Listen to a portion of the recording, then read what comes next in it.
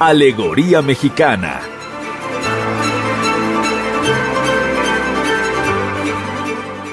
Conoce la alegoría mexicana que se esconde en los proyectos culturales y artísticos de nuestro país.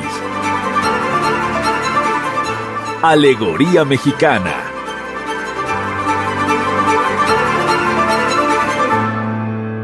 Hola, muy buenas tardes. Yo soy Marlene Logo y estás en Alegoría Mexicana.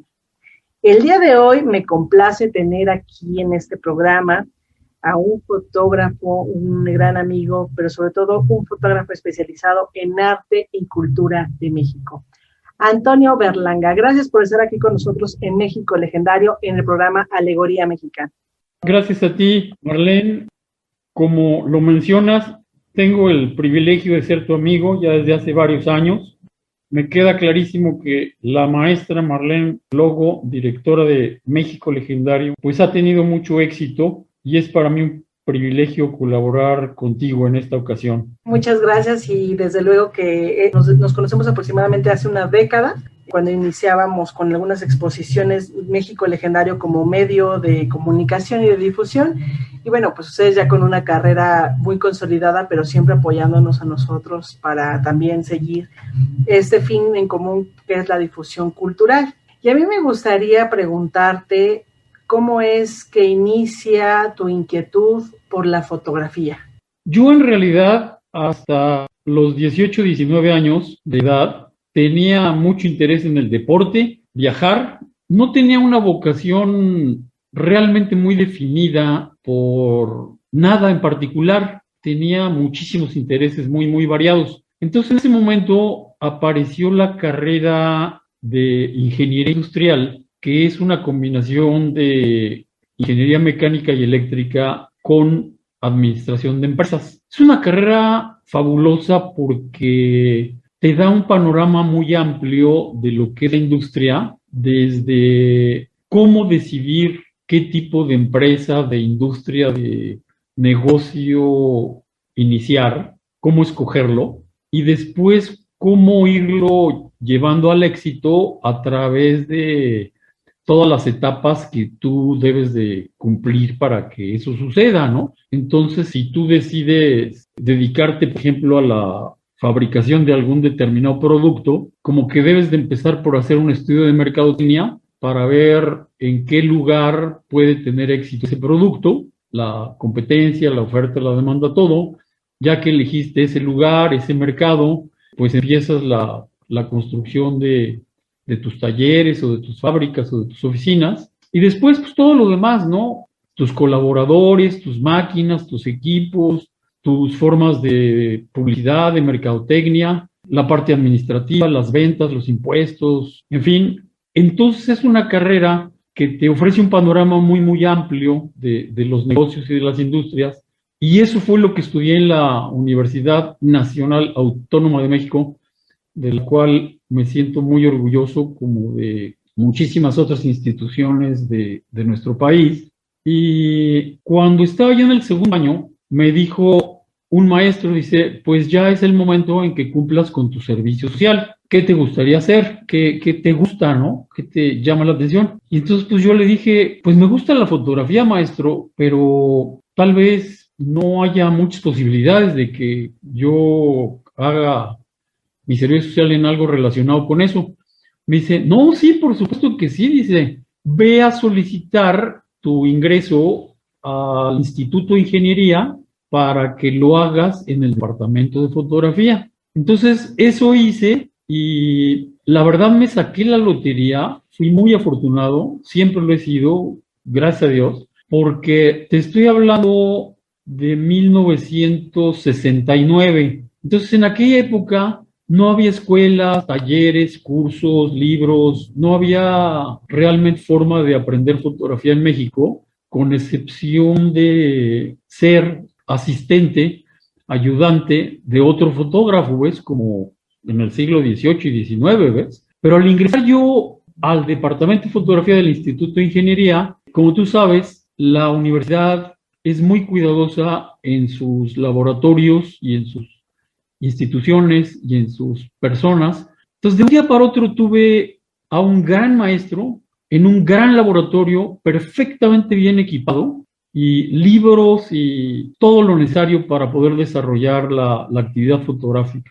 La actividad fotográfica en el instituto básicamente consistía en proveer de fotografías a los investigadores del Instituto de Ingeniería para sus publicaciones, para sus libros, para sus conferencias, para todo eso. Entonces, había muchísimo trabajo, había que hacerlo bien y rápido, y entonces Bob Shalwick, que era el asesor del instituto, un gran fotógrafo que es ahora un gran amigo, una gran persona, me enseñó para yo poder cumplir con todas estas tareas. A pesar de que yo solo necesitaba unos 6 meses para cumplir con el servicio social, me quedé más de 2 años feliz de la vida en el instituto porque pues prácticamente allí yo vivía. Ya ves que los institutos de investigación están en actividad las 24 horas del día, 7 días de la semana. Entonces estaba yo allí feliz, revelando, procesando, amplificando, y con la multitud de actividades culturales que hay en la universidad,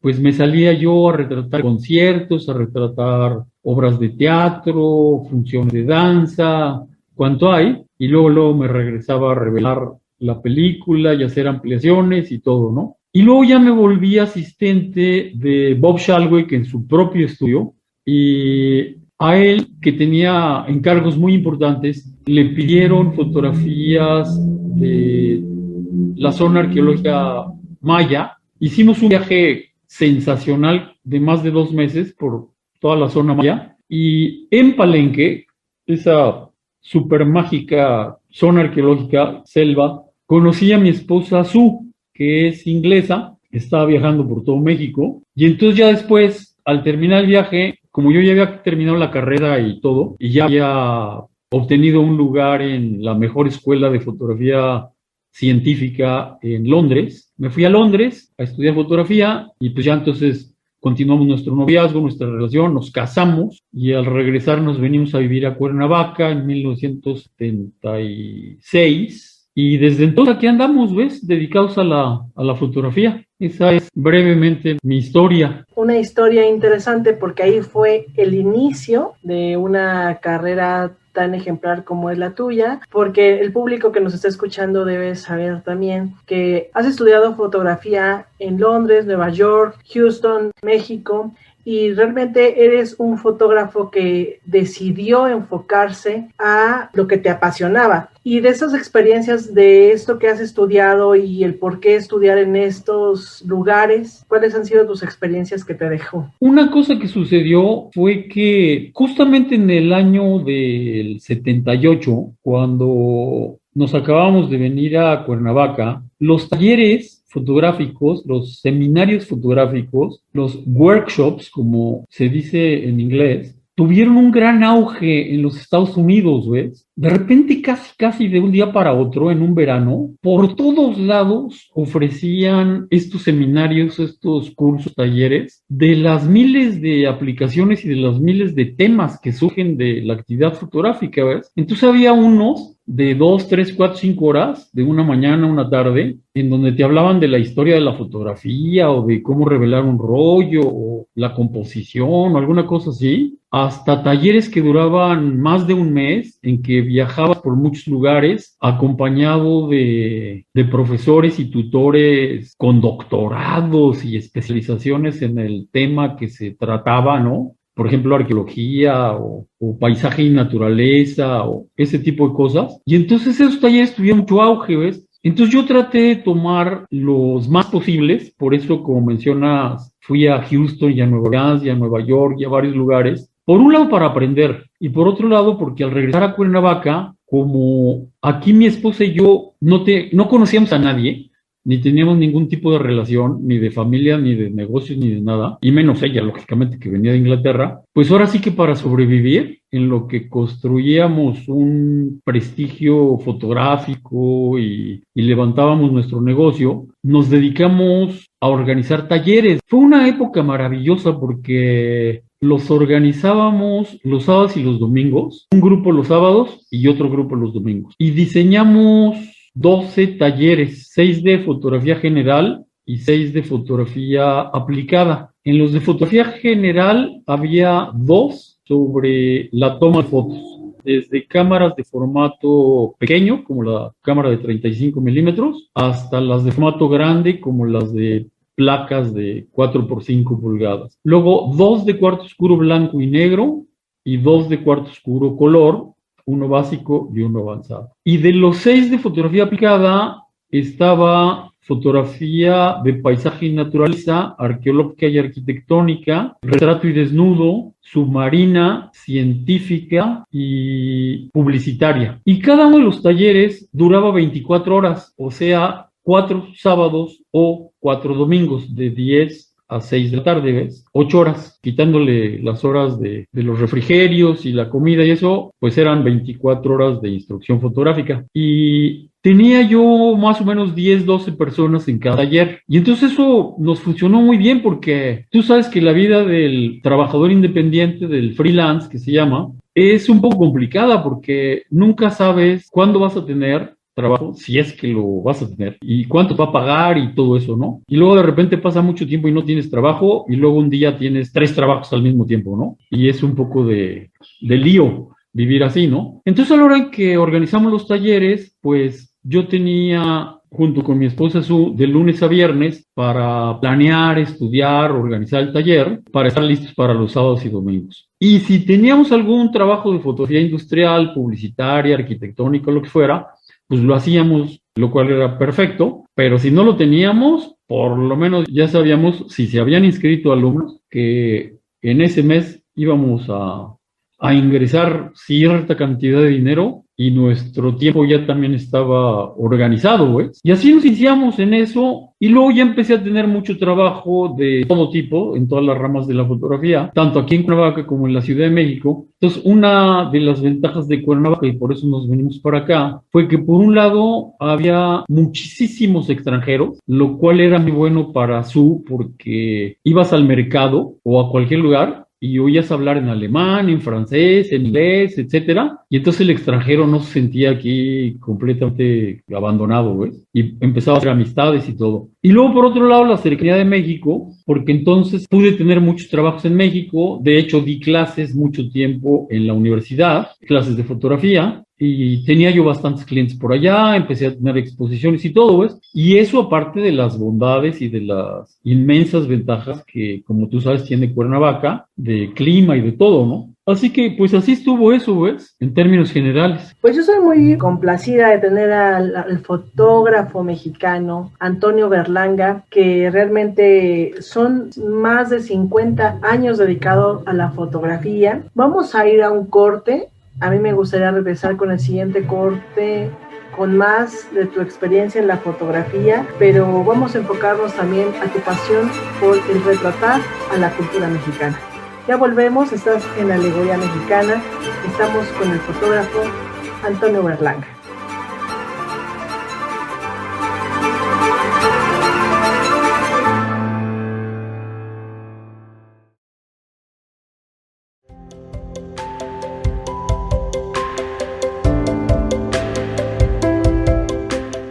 Hablar de salud no se trata solo de tener un cuerpo sano, sino también un equilibrio mental, emocional y espiritual. A esto se le llama el arte de sanar.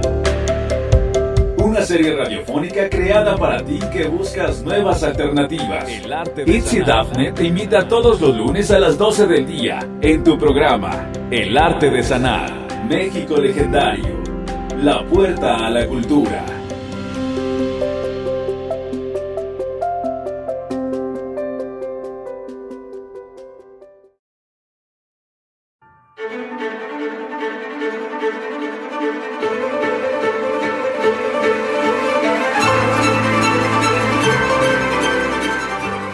Alegoría Mexicana.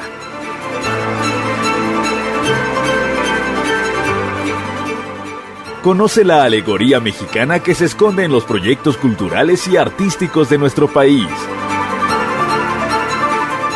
Alegoría Mexicana.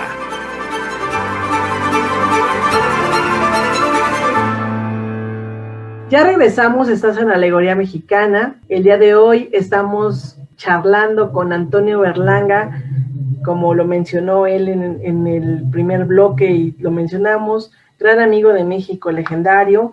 Y pues a mí me complace que después de tanto tiempo que no nos habíamos pues contactado, pues ahorita nuevamente regresas a esta nueva faceta de México legendario que es la estación de radio. Y pues qué mejor que entrevistar a un grande de la fotografía.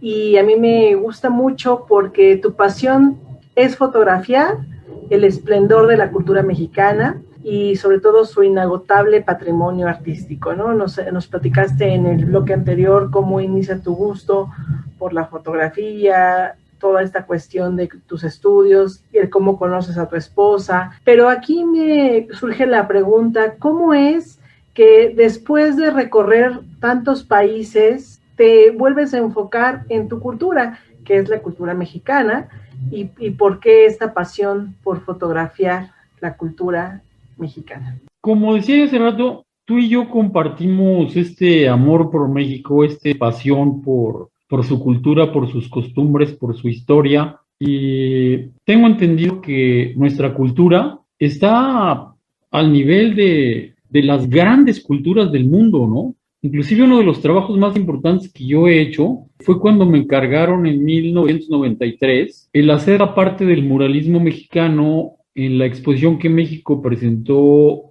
en varias ciudades de Bélgica en un festival muy importante que se llama Europalia. Entonces fotografié los murales más importantes de nuestros grandes muralistas, de Diego Rivera, de David Alfaro Siqueiros y de Orozco, y después en mi laboratorio hice amplificaciones como de 4 metros de altura, ¿ves? Para montarlas allá en Inglaterra. Entonces, esa exposición, que después vino a México y estuvo en varios lugares, entre ellos el Colegio San Ildefonso, que tenía toda la cultura de México, desde las grandes cabezas prehispánicas, olmecas, ¿no? Hasta la pintura y la escultura y la música y todo de nuestros días, una gran exposición. Eso hizo que me fuera yo adentrando y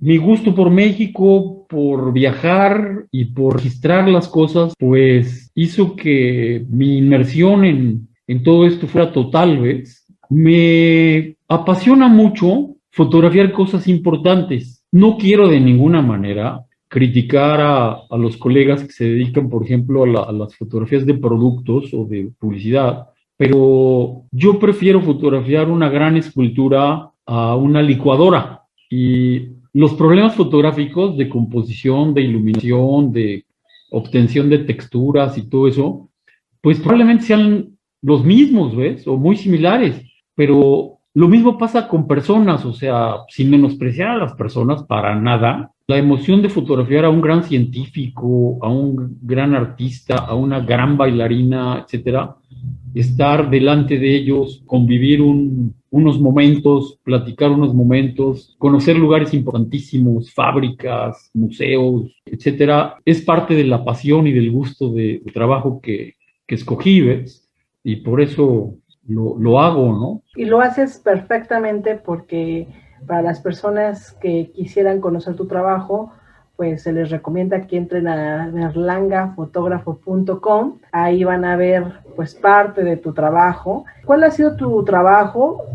Tengo entendido que ilustras importantes libros, has ilustrado catálogos, revistas y sobre todo también has hecho pues diversas galerías, has participado en museos, en instituciones, en universidades de México donde has mostrado tu trabajo. Y a mí me surge esta idea. Actualmente, a lo mejor nos vamos unas décadas atrás, el ser fotógrafo era como muy en particular, como tú decías, un laboratorio, al recurrir al fotógrafo, explicarle lo que se necesitaba. Pero ¿cómo ha sido esta adaptación conforme ha avanzado las décadas? Porque ahora pues agarra una persona un celular y saca una fotografía, pero no es lo mismo una fotografía profesional como la que tú estás diciendo, un encuadre, una iluminación correcta. Pero ¿cuáles han sido esos retos tú como fotógrafo al enfrentarte ahora en la actualidad que pues ya todos tienen su cámara y todos también ya se creen fotógrafos profesionales, ¿no? Sí, claro. Mira, ese punto que tú tocas es absolutamente fundamental porque la fotografía es una de esas actividades, y más ahora, como tú lo acabas de recalcar, que está en manos de prácticamente todas las personas, ¿ves? Entonces, todos manejamos un coche, todos escribimos, todos cocinamos, todos cantamos, pero la diferencia entre escribir, cantar o manejar un coche o tomar fotos o todo este tipo de cosas, entre como lo hacemos las personas normales y hacerlo como lo hacen los grandes campeones y los grandes expertos, pues es una diferencia absolutamente abismal, ¿me entiendes? Entonces eso hay que entenderlo, ¿no? Ahora, lo que hace la diferencia entre una buena fotografía, una fotografía útil, una fotografía que realmente exprese algo, diga algo, resuelva algún problema, es que el fotógrafo, en primerísimo lugar, antes de tomar las cámaras, los equipos y todo esto, estudie lo más que pueda el tema, ¿ves? Tú no puedes hacer una buena foto de arqueología si no sabes algo de arqueología, ¿me entiendes? Tú no puedes hacer realmente una buena fotografía del paisaje y de la naturaleza y del reino animal y del reino vegetal y todo, si no conoces esos reinos, ¿ves? Los pajaritos, los animales, las florecitas, los árboles, los bosques, todo, ¿no? Tú no puedes hacer una buena fotografía industrial o una buena fotografía arquitectónica si no tienes buenos conocimientos de la industria y de la arquitectura y todo, ¿ves? Es imposible. Aquí se puede hacer, creo yo, una analogía con un escritor. De repente puede haber una persona que sea experta, que tenga sus doctorados y unos estudios muy profundos en literatura y que además hable varios idiomas y tenga un lenguaje riquísimo y todo. Y si le dices que escriba sobre la historia de México, pues igual se queda impávido sin poder poner una sola palabra en las páginas, ¿ves? Porque simple y sencillamente no conoce el tema. Entonces, el saber la gramática y la ortografía y hablar 3 idiomas, pues no le van a poder permitir escribir sobre la historia de México o de cualquier otro tema que tú escojas, ¿ves? Entonces, lo primeritito es conocer tu tema, ¿ves? Y entonces cuando tú ya conoces ese tema, estás en mayores posibilidades de crear una imagen, de tomar una foto que muestre la esencia de lo que estás tratando de representar, ¿ves? Entonces, por ejemplo, en mi trabajo de andar viajando por México para retratar el patrimonio cultural, pues yo empiezo a disfrutar ese trabajo al estudiar nuestras diferentes ciudades, nuestras diferentes poblaciones, para poder definir, pues, por decirte un número, 20 o 25 temas de cultura, de arte, de ciencia, que sean los más importantes de esa ciudad, de esa localidad, de ese estado, para entonces ir principalmente a fotografiar esos, ¿ves? Ya estando por allá, pues igual tengo la oportunidad de fotografiar más cosas, pero me quedo más tiempo o lo que sea. Por lo menos, si considero que necesito 20 o 25 lugares para mostrar bien un lugar, Jalisco, Morelos, Puebla, Oaxaca, Querétaro, el que tú quieras, pues entonces primero estudio bien eso. Ahora ya está muy fácil estudiar en internet, en los libros. Voy y consulto a gente que conoce bien y le digo, oye, ¿qué te parece?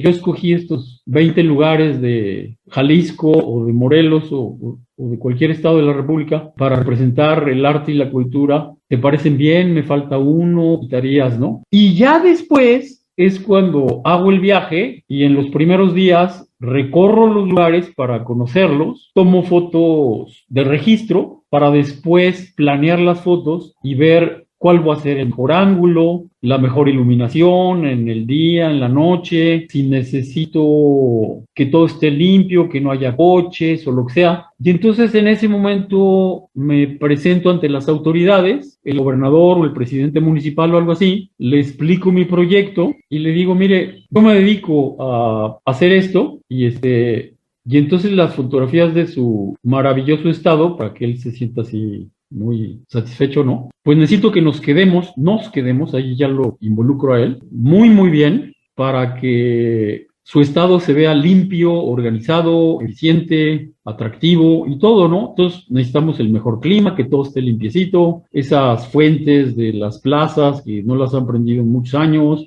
pues necesito que las compongan para prenderlas todo. Y luego necesito que me dé permiso de abrir las vitrinas en los museos, necesito un helicóptero, cambiar los focos de la luz en las calles, que en una canastilla se mete un electricista y la canastilla te sube como 5 o 6 metros, algo así. Entonces me subo en eso y me voy por toda la ciudad y tomo unas fotos muy diferentes, ¿ves? Porque cuando las ve alguien que conoce muy bien la ciudad y le digo, a ver, ¿qué te parece esta foto? Y dice, oye, dice, pero ¿esto de dónde lo tomaste? Porque no es a nivel de piso, no es aérea y tampoco enfrente a ningún edificio que te hayas ido a la azotea o algo, porque como te digo, no es muy normal pensar en esas canastillas. Entonces ya con todos esos apoyos de gobierno, se me facilitan las cosas para hacer fotografías que realmente promuevan los valores, ¿ves? Porque hay otra gran y muy interesante y muy importante que también me gusta mucho, rama de la fotografía, que es la fotografía periodística, la fotografía documental. Y allí en realidad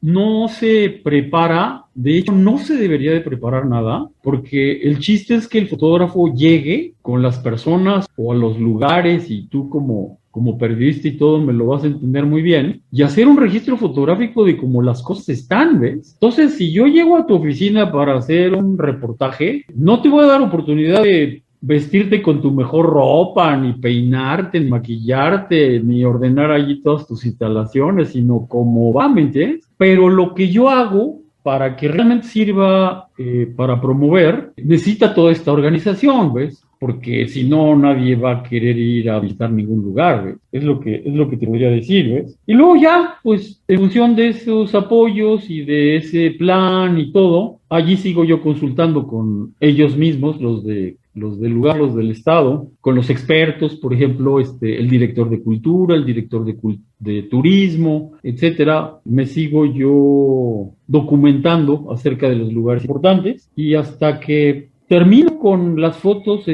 pues ahora sí que de la mejor manera posible, ¿ves? Como más o menos trabajo, ¿ves? Es increíble cómo fotografiar, por ejemplo, una obra de una pintura, por ejemplo, ¿no? O sea, porque la pintura como en sí ya es una obra de arte, pero retratar, por ejemplo, esa obra de arte es también pues una técnica que, como tú lo has mencionado, es saber la historia, es conocer el contexto, es conocer qué es lo que está y sobre todo lo que mencionas, tu gusto también por la fotografía documental, ¿no? Y bueno, pues ya estamos por terminar el programa, pero antes de terminarlo, a mí me gustaría que nos dijeras cuáles son esas alegorías o esos símbolos que están en lo que tú retratas y que el público a lo mejor no se da cuenta de forma consciente, pero cada una de tus fotografías tiene un estilo, tiene un símbolo y sobre todo tiene una pasión que se ve ahí reflejado, tu pasión por la fotografía. ¿Cuáles son esas alegorías o esos símbolos que tú plasmas con tu propia experiencia de vida? Cuando yo estoy tratando de obtener la mejor imagen de determinado lugar, de los cuales ya elegí para representar ese estado, ese pueblo, ese lugar, aparte del lugar, ya sea que sea un edificio, un parque, una zona arqueológica, una fuente, etcétera, aparte de que esté con la mejor luz y visto desde el mejor ángulo y todo limpio y todo bonito, lo que a mí más me gusta fotografiar es gente. O sea, lo que a mí más me apasiona son las personas. Ya que tengo todo listo con la cámara y con todo, me espero a que pasen personas que vayan de acuerdo con lo que estoy fotografiando, ¿ves? Que es un poco lo que tú mencionabas ahorita. Porque si es un grupo de extranjeros o de obreros o de trabajadores de la construcción o de algo, que desde luego es gente muy interesante y todo lo que tú quieras, pero que no tiene nada que ver con el lugar que estoy fotografiando, pues eso no le va a ayudar a la foto, ¿ves? Los trabajadores de la construcción serían fantásticos si estoy retratando una obra en construcción o algo así, ¿no? Vamos a suponer que estuviera allí un arquitecto dándole instrucciones a su equipo de trabajo. Los turistas serían fantásticos si estoy retratando una playa y queremos mostrar que el turismo es un éxito en ese lugar y todo, ¿no? Pero no cualquier gente será adecuada para cualquier sitio, ¿ves? Y te puedes ir todavía más allá de eso, ¿no? Los pajaritos, esperar a que pasen los pájaros, o que son muy típicos, ¿no? Entonces, por ejemplo, en las plazas, que ya que hay muchas palomitas y pajaritos y golondrinas, todo, pues trucos que tenemos los fotógrafos, que siempre traigo una bolsa de arroz y con el arroz vienen todas las palomas y se paran en las esculturas, en los monumentos, en los edificios, en el piso, y atrás de las palomas vienen todos los niños a jugar con ellas y todo, ¿no? O si estoy en un lago, en un parque, me llevo mis tortillas y tú tiras una tortilla al lago y se dejan venir todos los patos, ¿ves? Y entonces ya tienes la foto con patos, ¿ves? Porque pues, se va a ver mucho mejor una foto con patos que sin patos, y una plaza con palomitas que sin palomitas, y en el parque se van a ver muy bien unas familias y los niños jugando y el abuelito y todo, ¿ves? Entonces, siempre me espero a que eso pase. Entonces, a la hora en que yo escojo los momentos para fotografiar los lugares, aparte de lo de la hora del día por la luz y todo, escojo también el tipo de día, ¿ves? No es lo mismo irte a retratar una playa ahorita que se va a venir la Semana Santa, o retratar gente ahorita que estamos con este asunto de la pandemia y que todo el mundo trae cubrebocas y eso, que retratar una playa fuera de temporada que está vacía, etcétera, etcétera. O sea, aparte de los primeros características que te mencioné, que eran así como los obvios de la luz y la limpieza y eso, y el ángulo, están todos estos otros, ¿ves? Que creo que son más o menos buenos ejemplos. O sea, las playas y cualquier lugar va a estar lleno de gente, la gente va a traer cubrebocas, esperemos, y guardará la distancia y así, ¿ves? Todo eso es lo que va haciendo, volvemos a tu pregunta inicial, ¿no? Todo eso es lo que va haciendo que esa imagen, esa fotografía, se diferencie de la que tomó una persona que no se dedica a la foto con su celular o con su cámara, ¿ves? Es la gran diferencia, ¿ves? Y eso sin duda se ve en tu fotografía. Y yo te agradezco mucho que estuviste con nosotros en Alegoría Mexicana. Y creo que es 50 años en la fotografía, no se pueden resumir en 30 minutos, pero creo que nos has dado un panorama, y nosotros creo que en este programa está dedicado, sí, a una entrevista para conocer la obra del artista, pero también es un homenaje a sus carreras, porque son carreras consolidadas. En tu caso es una carrera consolidada. Siempre desde el inicio, desde que dijiste yo me quiero dedicar a la fotografía, pues no quitaste el dedo del renglón, y dado el resultado, has estado ahí por 52, 53 años dentro de este mundo de la fotografía. Y pues muchísimas gracias y muchísimas felicidades también por esta carrera. Te agradezco mucho por haber estado con nosotros. Al contrario, Marlene, qué gusto, y gracias por acordarte de mí y darme esta gran oportunidad. Bueno, pues aquí están los micrófonos abiertos. Muchísimas gracias. Yo me despido al fotógrafo mexicano, especialista en la cultura mexicana, al fotógrafo Antonio Berlanga. Gracias a ti, Marlene. Y bueno, pues me despido. Estamos en Alegoría Mexicana, en la producción Mario Lafuente. Esto es Radio México Legendario 2021.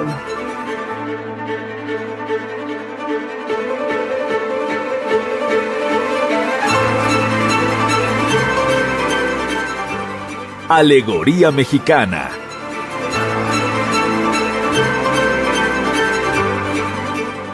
Conoce la alegoría mexicana que se esconde en los proyectos culturales y artísticos de nuestro país. Alegoría Mexicana.